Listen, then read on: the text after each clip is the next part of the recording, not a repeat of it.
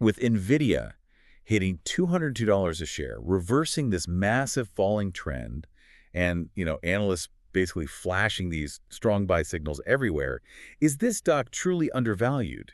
Or are retail investors walking eyes wide open into a massive value trap? Honestly, that is the defining question for the market right now, because we are deep into what analysts are labeling the AI Superwave 5. Right. And when you have this level of aggressive, just sustained momentum, pure FOMO, can completely blind even seasoned investors to the actual underlying market mechanics. Yeah, exactly, which is why today is April 21st, 2026, and our mission on this deep dive is to cut right through that sentiment and look exclusively at the raw data. The plumbing of the market, basically. Exactly, the plumbing. We have a massive stack of fresh data for you today. We're talking NVIDIA's latest financials, technical readouts, hidden order flows, insider trading logs. All the fun stuff. All of it. We are going to analyze the friction between what the retail market is feeling and what the institutional data is actually doing to give you a complete picture of NVIDIA. Yeah, and before we tear into the numbers, we should probably just explicitly state that this deep dive is a natural, objective debate strictly for your education. Yes, to help you synthesize the noise. Yeah. We are not here to give you financial advice. Right, because the only way to understand an asset exhibiting this much volatility is to, separate the emotion from the cold, hard data. The ticker is driven by psychology, but the business is driven by cash flow. So if we want to evaluate that $202 price tag, we have to look at the actual health of the underlying business first. Which brings us to what I like to call the financial fortress. Because before looking at the squiggly lines on a stock chart, we have to unpack NVIDIA's record-breaking fiscal year 2026. Which just ended on January 25th, right? Right, January 25th, 2026. And the scale of these numbers is almost, it's difficult to contextualize. Total revenue came in at $215.94 billion. Which is a 65% year-over-year jump. It's massive. EBITDA was $133.23 billion, and EPS sits at 4.93. But the metric that really demands your attention here is the $120.07 billion in net income. Yeah, that is the number that stops you in your tracks. It translates to a 55.6% net profit margin. I mean, imagine running a lemonade stand where you get to keep nearly 56 cents of every single dollar you make. It's insane. It's practically unheard of for a physical hardware company. Usually, manufacturing hardware is just a race to the bottom with razor-thin margins. Right, but operating at a near 56% margin implies this absolute chokehold on the supply chain. It tells you their customers literally have no other options. Yeah, total pricing and elasticity. Exactly. The data centers buying these chips, they don't view them as a normal operational expense. They view them as existential infrastructure. If they don't buy NVIDIA's silicon at whatever price NVIDIA dictates, they basically lose the AI arms race. Right. But, the income statement only tells us what they build. To really understand the company's resilience, we have to break down the cash flow. Because net income can be smoothed out with clever accounting. Right. But cash is reality. Always. And NVIDIA generated $102.72 billion in cash flow from operations. But the number that I think matters most for their resilience is the levered free cash flow. Which is sitting at $58.13 billion. Right. That $58 billion is capital they have entirely free and clear after servicing all their debt obligations. It's a bulletproof war chest. And that war chest is exactly why their balance sheet is so absurd right now. They have $206.8 billion in total assets against just $49.51 billion in total liabilities. It's a structural fortress. They are practically immune to standard credit cycles. But wait, this brings up a massive pushback. I have to ask you, and the listener really have to consider this, if the financials are an absolute fortress, how do we explain the stock's massive 52-week volatility? The volatility? Yeah. I mean, it ranged all the way from a low of 97.28 up to an all-time high of 212.19. That's over a $100 swing on a mega cap stock. Well, the volatility is basically the premium you pay for visibility, or, the lack thereof.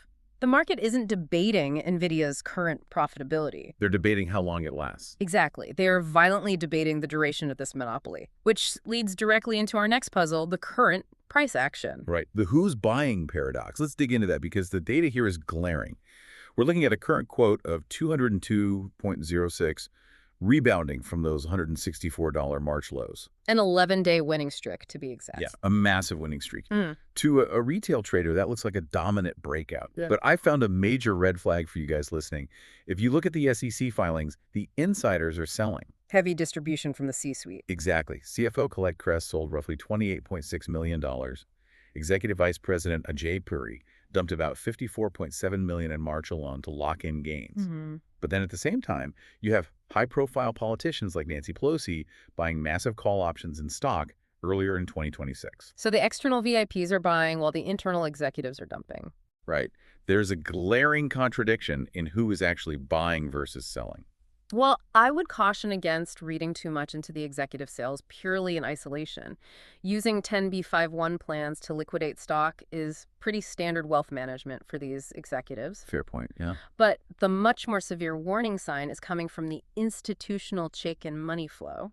Have you looked at the CMF? Yeah, I was just pulling that up. The CMF sits at negative 0.08 right now. Right. And for anyone listening who isn't familiar, the CMF tracks whether large institutions are stockpiling a stock or quietly getting rid of it. The smart money, essentially. Exactly, the smart money. And with the CMF at negative 0.08, it means institutions are actually incredibly cautious right now. They aren't buying the breakout. Wait, if institutions are cautious and insiders are selling, who the heck drove this recent 11-day winning streak? Retail traders and momentum buyers. Seriously, just pure retail. Pretty much. Driven entirely by pure AI FOMO.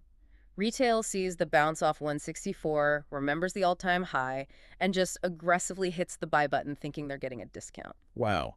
So since retail momentum is driving this price, we really need to look at the technical indicators to see if this trend can even continue, or if it's about to hit a brick wall. We definitely need to outline the key technical danger zones. Okay, so looking at the key levels for the listener, the stock just broke a major resistance ceiling at $188. Which now becomes a strong support floor. Right, 188 is now strong support, backed up by a secondary support down to 177.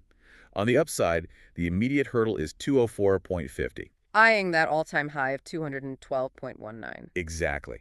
But here's the problem. Have you seen the RSI on some of these time frames? Oh, it is scorching hot. It's absurd. The relative strength index is hitting 97.96. I like to use a stretched rubber band analogy for this. Let's hear it. Imagine pulling a thick rubber band as far as humanly possible. At an RSI of 98, that rubber band is trembling. It might stretch another millimeter or two, but the mathematical probability of an aggressive, painful snapback is imminent. That's a great analogy. An RSI of 98 is in rarefied, extremely overbought territory.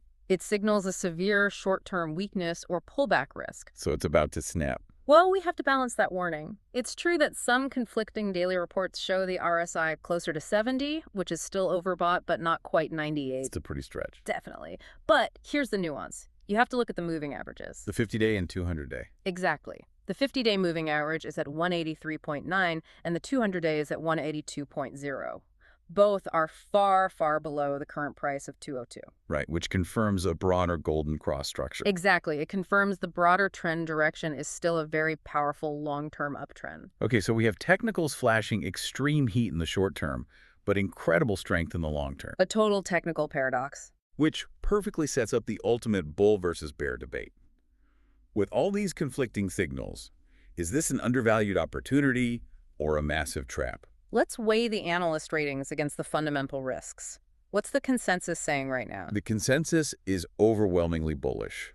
Between 55 and 97 analysts, depending on the aggregate you look at, rate NVIDIA a buy or a strong buy. That is a lot of confidence. Yeah, their median price target is 274.91, which implies a 36% upside, and the high projection is all the way up at 380. But they're trading at a PE ratio of roughly 41x. That is a steep premium. True, but the bull case argues that 41x is actually totally justified, because demand for the new Blackwell chips vastly outstrips the supply. Right, the infinite demand thesis. Exactly.